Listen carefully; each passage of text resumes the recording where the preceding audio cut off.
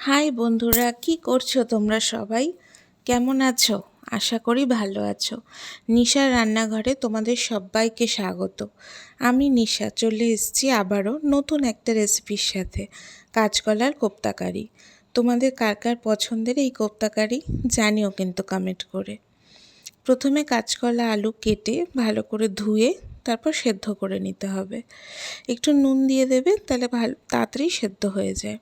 তারপর কাঁটা চামচ দিয়ে বা হাত দিয়ে ভালো করে মেখে নেবে। ঠান্ডা হলে তবে মেখে নেবে।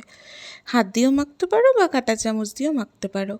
তারপর সেদ্ধ করা কাঁচকলা আলুর মধ্যে পরিমাণ মতো নুন, মিষ্টি, হলুদ, গোলমরিচের গুঁড়ো, কাঁচা লঙ্কা কুচি, এক টুকরো গ্রেট করা আদা, বেসন আর অল্প কয়েকটা কাজু কিশমিশ দিয়ে ভালো করে মেখে নেবে।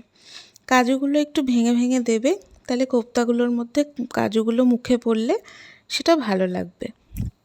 তারপর কোপ্তাকারিতে দেওয়ার জন্য আলু টুকরো টুকরো করে কেটে নেবে, কেটে ধুয়ে রেখে দেবে। আর কারি বানানোর জন্য যে গ্রেভিটা আমরা বানাবো তার জন্য মশলাটা পেস্ট করে নেবে।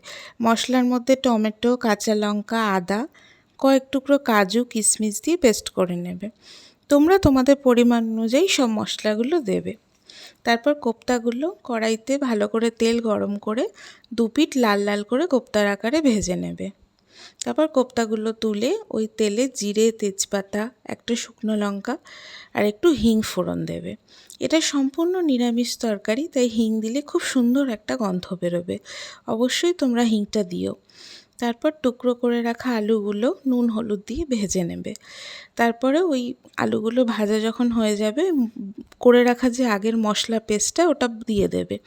দিয়ে ভালো করে ওটা কষাবে। নুন, হলুদ, পরিমাণ মতো মিষ্টি দিয়ে দেবে। যখন দেখবে তেল ছাড়ছে তখন পরিমাণ মতো জল দিয়ে দেবে, যেটুকু তোমরা ঝোল রাখতে চাও। তারপর ঢাকা চাপা দিয়ে দেবে। ঝোল ফুটে গেলে ঢাকা চাপা খুলে কোফতাগুলো দিয়ে দেবে।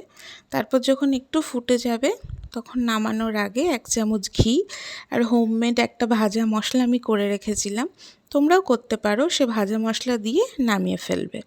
এই ভাজা মশলার মধ্যে গোটা গোলমরিচ, গোটা গরম মশলা, গোটা জিরে, গোটা ধনে, শুকনো লঙ্কা, তেজপাতা সব শুকনো কড়াইতে ভালো করে আগে ভেজে নেবে। তারপর গুঁড়ো করে সে মশলাটা তোমরা স্টোর করে অনেক দিন পর্যন্ত রাখতে পারো এবং সমস্ত তরকারিতেই ব্যবহার করতে পারো। খুব টেস্টি হয় কিন্তু। আমার কাঁচকলার কোপ্তাকারি একদম রেডি টু সার্ভ। কেমন লাগলো জানিও কিন্তু কমেন্ট করে। যদি ভালো লাগে লাইক, কমেন্ট, সাবস্ক্রাইব করে আমার পাশে থেকো। সাবস্ক্রাইব না করে যেও না কিন্তু।